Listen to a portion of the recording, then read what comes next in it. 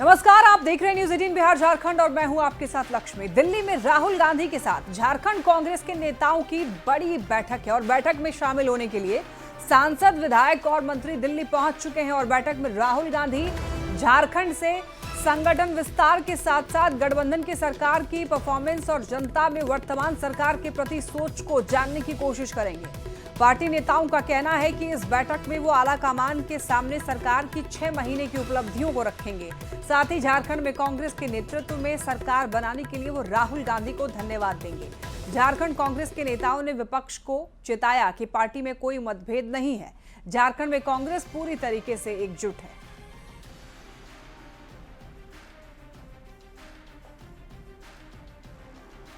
व्यक्ति व्यक्ति में थोड़ी भिन्नता होती है, मतांतर होता है, लेकिन वो फिर पार्टी के फोरम पर आकर के सब एक होते हैं। थोड़ी बहुत अपने क्षेत्र के लिए लोग मंत्रियों से डिमांड करते हैं और मंत्रियों की भी बाध्यता है, सीमाएं हैं कि उन चीजों को कहां तक पूरा कर सकते हैं। इसलिए ऐसा कहीं कुछ नहीं है। वो अभी इस लोक लुभावन में ना रहें, सपना ना देखें कि पार्टी के अंदर कुछ है। पार्टी बिल्कुल मजबूती से कांग्रेस आगे बढ़ी है और पूरे देश में कांग्रेस मजबूत हुई है, इस राज्य में भी मजबूत हुई है। हम लोग जा रहे हैं थैंक्स करने के लिए और जाएंगे तो जब राहुल जी से मिलेंगे तो एक नई ऊर्जा मिलता है, हम लोग को गति मिलती है, प्रेरणा मिलता है। और एक बड़े नेता, गांधी परिवार के नेता हैं जो देश को दे रहे हैं, देश को उन्होंने दिया है। कि आज की बहुत महत्वपूर्ण बैठक है। हमारे कांग्रेस अध्यक्ष माननीय श्री खड़गे साहब और लोकसभा में विपक्ष के नेता परम आदरणीय श्री राहुल जी के साथ हमारे संगठन प्रभारी जो वेणुगोपाल साहब हैं वो भी रहेंगे, जिसमें झारखंड में संगठन सृजन पर जो ग्रास रूट तक संगठन को कैसे मजबूत और धारदार बनाया जाए उस संबंध में हम लोग विचार विमर्श करेंगे और उन लोगों से दिशा निर्देश लेंगे। साथ ही साथ सरकार के जो अचीवमेंट हैं सारे चीज़ों से हम लोग आलाकमान को अवगत कराएंगे। आइए अब ये समझते हैं कि झारखंड कांग्रेस के लिए आज की ये बैठक क्यों अहम है। देखिए, झारखंड में सरकार गठन के बाद ये बैठक अहम है। झारखंड के दिग्गजों के साथ राहुल गांधी की बैठक में मंत्रियों को उपलब्धियों को बताने का मौका, विधायकों को अपनी शिकायत रखने का भी यहां पर मौका दिया जाएगा। और देखिए, रिम्स 2 पर पार्टी में मतभेद का मुद्दा भी उठ सकता है।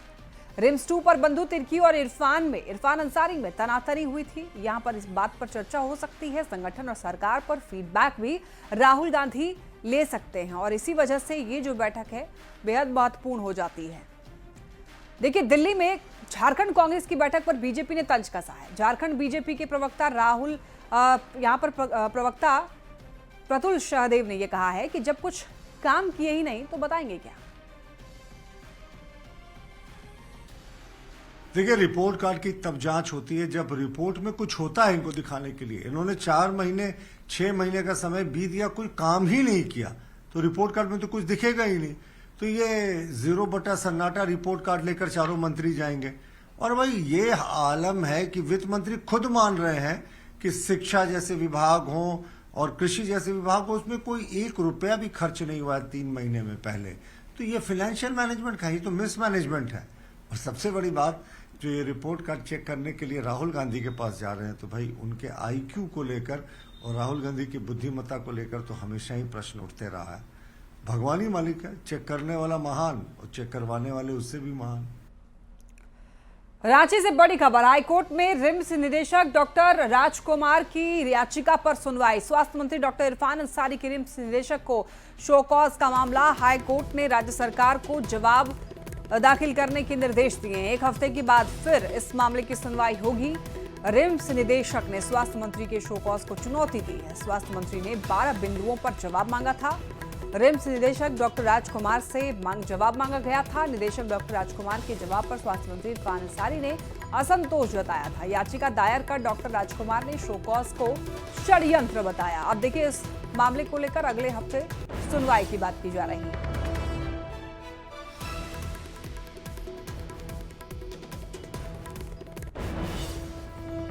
निशिकांत दुबे का पोस्ट, महाराष्ट्र में जारी विवाद मामला। देखिए, भाषा विवाद पर बीजेपी सांसद का पोस्ट, गोड्डा सांसद निशिकांत दुबे का पोस्ट ठाकरे परिवार पर निशाना साधा है और एक्स पर लिखा, ठाकरे परिवार की पार्टी लातों के भूत बातों से नहीं मानते। ठाकरे परिवार पर निशाना साधा है। और देखिए ये ट्वीट है, निशिकांत दुबे ने लिखा है कि ठाकरे परिवार की जो पार्टी है वो लातों के भूत बातों से नहीं मानते हैं। देखिए, निशिकांत दुबे बतौलाबाजी ना करें। वो मेंबर ऑफ पार्लियामेंट हैं, केंद्र में उनकी सरकार है, महाराष्ट्र में भी उनकी सरकार है, तो वो कार्रवाई करें। सिर्फ बयान दे देना ये जिम्मेवारियों से भागने वाली बात है।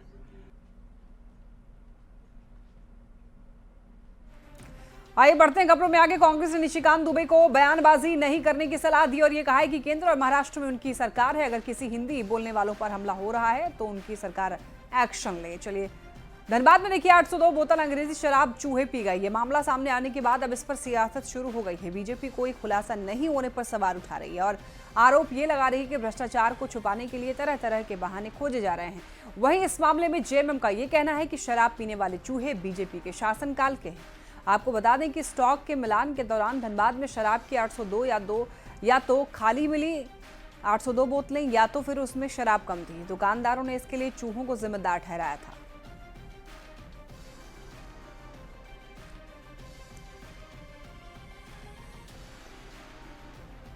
तो देखिए, झारखंड में चूहों पर इल्जाम लगाया गया शराब पीने का या शराब बर्बाद करने का। हालांकि ये जो मामला है, अब इस मामले को लेकर सियासत भी हो रही है।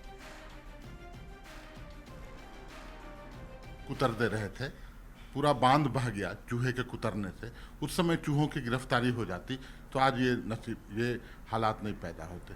वही चूहा फिर चला गया बिहार, और बिहार में थानों में जितनी जब्त शराबें थी उन सभी शराबों को पी लिया, फिर वापस आ गया है।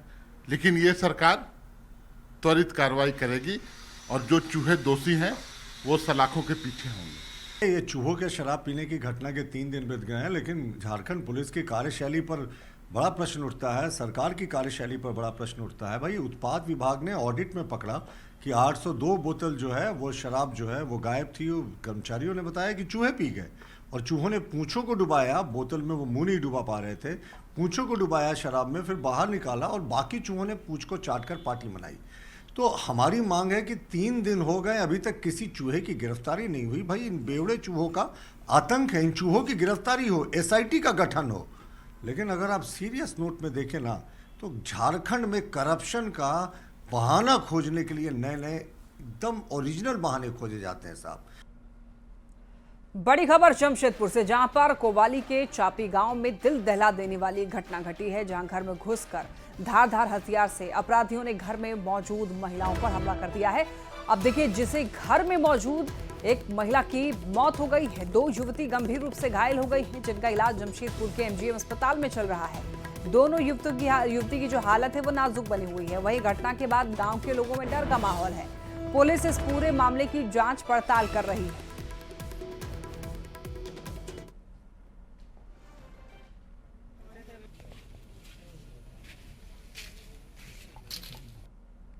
जो इसका घर है, उसका बीवी का घर है, तो मेरे पास दौड़ करके गया, दादा बोल रहा है ऐसा ऐसा हो रहा है, माँ को क्या हो रहा है, खाली वैसा ही बोला था जो मेरे माँ को क्या हुआ है।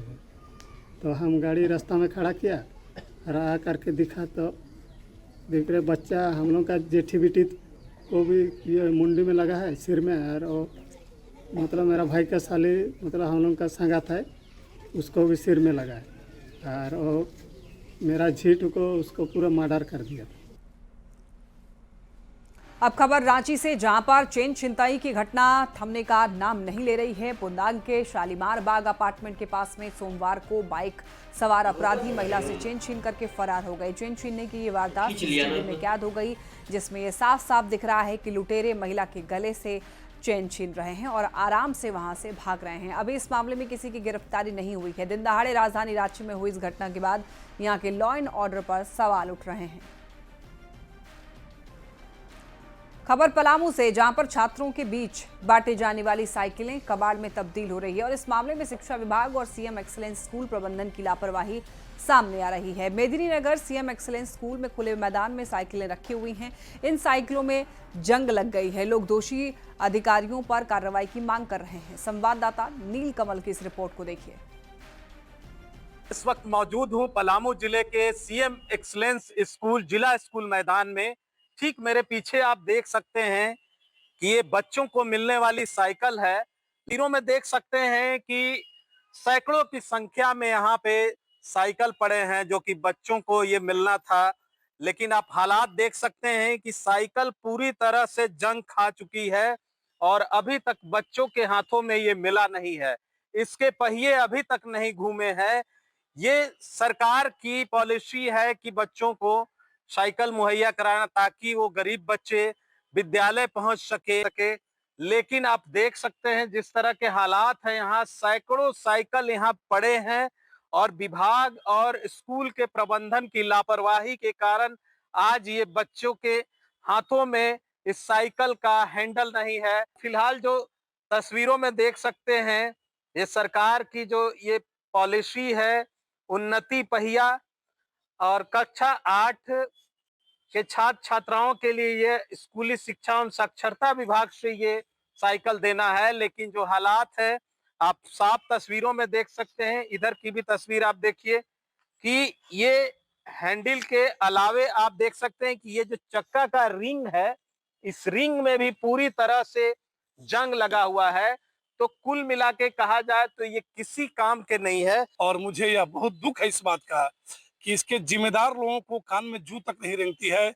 एक दिन इसके अधीनस्थ पदाधिकारी कभी इसकी सुध नहीं लेते हैं। मैं सिर्फ इतना ही आपके माध्यम से बताना चाहता हूं और खासकर भी नवनियुक्त जिला के तेज तरार उपायुक्त पलामू को मैं यह संदेश देना चाहता हूं कि ऐसे अधिकारियों पर लगाम लगाएं। जो नुकसान हुआ है सरकार के पैसों का, खास करके अब ये साइकिल जो है पूरी तरह से कबाड़ में तब्दील है। कमल, न्यूज़ 18 पलामू। इस मामले में शिक्षा विभाग ने सफाई दी है। जिला शिक्षा पदाधिकारी ने यह बताया कि 1-2 महीने में सभी साइकिलें बांट दी जाएंगी। और इस वित्तीय वर्ष 24-25 का जो साइकिल है वो अभी कुछ दिन पहले 2 महीना पहले साइकिल आया है और सभी ब्लॉक्स हम लोग कुछ दिन पहले ही रिव्यू किए हैं सभी बीओ से। उनके द्वारा कहा गया है कि असेंबलिंग का काम चल रहा है और इसको बहुत जल्द हम लोग 1 महीने के अंदर सारा जनरल बच्चों को जो हमारे विभाग से बंटना है वो हम लोग बांट के सबको बांट के क्लियर कर देंगे। अब देखिए, अधिकारी चाहे लाख सफाई दे दें, लेकिन सवाल ये है कि समय पर छात्रों को आखिर साइकिल क्यों नहीं दी गई। सवाल ये भी कि खुले आसमान के नीचे साइकिलें क्यों रखी गई। साइकिलों को कबाड़ बनाने वालों पर आखिर कब कार्रवाई होगी। ये तमाम ऐसे सवाल हैं जो कि उठ रहे हैं समय पर साइकिल नहीं बांटे जाने के बाद। अब देखिए, चतरा से एक बड़ी खबर। ठनका से 2 महिलाओं की मौत हो गई है। एक महिला गंभीर रूप से झुलस गई है। धान की रोपनी के दौरान दरअसल ठनका गिरा। सदर प्रखंड के लोवागड़ा गांव की यह घटना बताई जा रही है, जहां पर ठनका गिरने से 2 महिलाओं की मौत हो गई है, वहीं एक महिला गंभीर रूप से झुलस गई है। धान की रोपनी के दौरान ठनका गिर गया है। तो देखिए, बारिश के समय में आप कोशिश करें कि खेत खलिहान में काम करने के लिए ना जाएं। जब बारिश हो रही हो और वो भी मूसलाधार बारिश, तेज बारिश, तो कोशिश करें आप घर के अंदर ही रहें।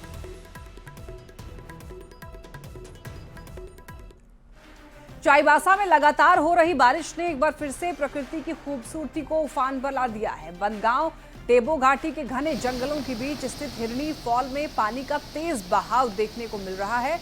लगातार हो रही बारिश की वजह से हिरनी फॉल का जलस्तर काफी बढ़ गया है। 121 फीट की ऊंचाई से गिरता ये झरना अब और भी खूबसूरत दिख रहा है। चाईबासा रांची नेशनल हाईवे से गुजरने वाले राहगीर इस नज़ारे को देखकर रुक रहे हैं और अपने मोबाइल के कैमरों में कैद भी कर रहे हैं, लेकिन प्रशासन ने एहतियातन के तौर पर पर्यटकों को झरने से करीब जाने से रोक दिया है।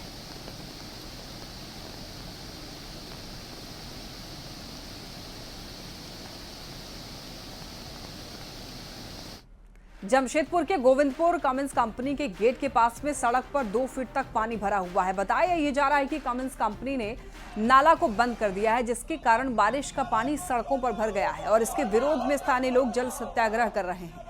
लोगों की शिकायत है कि उस सड़क पर पानी भरने से उन्हें आने जाने में दिक्कत हो रही है। बच्चे स्कूल नहीं जा पा रहे हैं। की समस्या बरसों से, लेकिन आज टाटा कमिंस के द्वारा यहाँ एक नाला था, उसको बंद कर दिया गया है। हम लोगों ने उनसे अनुरोध किया कि भाई नाला खोल दीजिए, या पानी 14 घंटे से लॉगिन है, बारिश होगा तो पानी को निकलने का जगह चाहिए, लेकिन उनकी हठधर्मिता है और वो अब एक दूसरे के ऊपर फेंक रहे हैं। वो कह रहे हैं टाटा मोटर्स करेगा, टाटा पावर करेगा, और यहाँ लाखों की जनता परेशान है। मुख्य सड़क पर 15 पंचायतों का आने जाने का साधन इसी सड़क से आना जाना करते हैं, और आप देख रहे हैं यहाँ की स्थिति इतनी भयानक हो गई है कि अब लोग यहाँ से जाने से कतरा रहे। और मान लीजिए बाईपास रोड करीब काफी दूर से जाना पड़ेगा, उनको लेट हो जाएगा। किसी अगर ड्यूटी वाले ड्यूटी के टाइम पे निकलेंगे, बच्चों को स्कूल जाना है, आप जानते हैं कि बच्चे स्कूल टेम्पो वगैरह से जाते हैं, तो उनको लेट हो जाएगा। स्कूल में भी आना जाना काफी परेशानी हो रही है।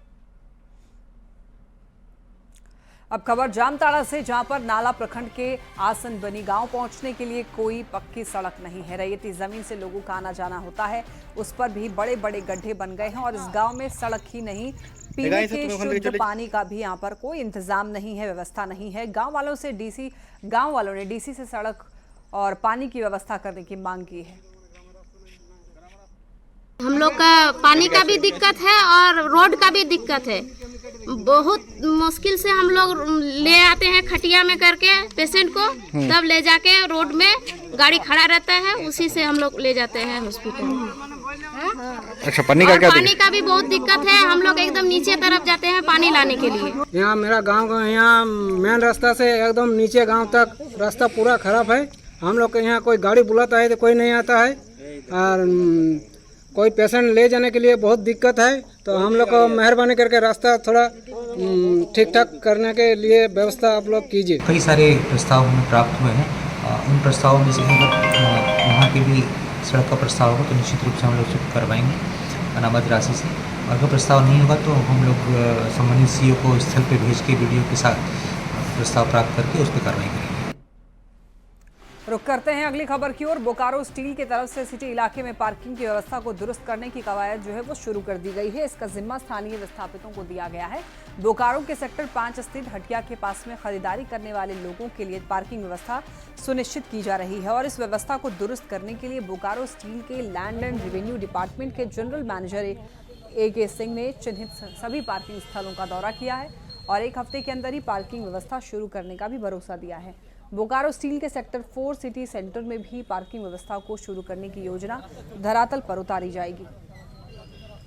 हम लोग की योजना है कि जो ग्राहक शाम को आते हैं हटिया के दिन में, तो काफ़ी यहाँ भीड़ भाड़ हो जाती है, पूरा रास्ता का आवागमन बंद हो जाता है। उसके चलते काफ़ी लोगों को कठिनाई करनी पड़ती है। तो BSL मैनेजमेंट ने तय किया है कि इस पूरे एरिया में पार्किंग सिस्टम का डेवलपमेंट किया जाए।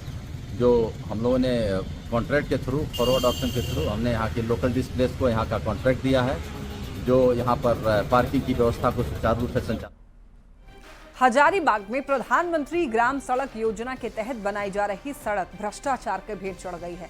पहली बरसात में ही सड़क टूट गई है। दरअसल इचाक प्रखंड के परासी गांव से खैरा गांव तक 22 किलोमीटर सड़क का निर्माण कराया जा रहा है। अप्रोच रोड को बने 1 महीने भी नहीं हुआ है और पक्की सड़क के बीच दरार आनी शुरू हो गई है। जगह जगह पर मिट्टी का दबाव के वजह से सड़क खराब हो गई है, जिसे लेकर ग्रामीणों में आक्रोश है। ग्रामीणों ने इसकी जांच की मांग की। मौके से अधिक जानकारी दे रहे हैं न्यूज 18 संवाददाता सुशांत सोनी। में काम करना चाहिए, लोग को ये को कुछ भी नहीं डाला हुआ है, इसमें डांबर डाला हुआ है, GSW डालना चाहिए, डस्ट डालना चाहिए, मेटल डालना चाहिए। इसके अंदर ये मट्टी के ऊपर ऑलरेडी ये खाली पिच कर दिए हैं। पूरा लापरवाही है ये। हाँ, क्या डर बना रहता है भैया रास्ते में चलते हैं? देखिए, पता नहीं अगर कोई अज्ञात व्यक्ति आ गए इसमें तो बहुत भारी एक्सीडेंट हो सकता है, क्योंकि पोल ऊपर हो गया है, नीचे रोड हो गया है और इससे 10 से 12 गांव जोड़ता है। इसमें भारी मात्रा में गाड़ी भी चलती है। ये रोड जो हाथ से कवर है, इसमें जो जिसके द्वारा भी बनाया गया ये सही से नहीं बनाया गया।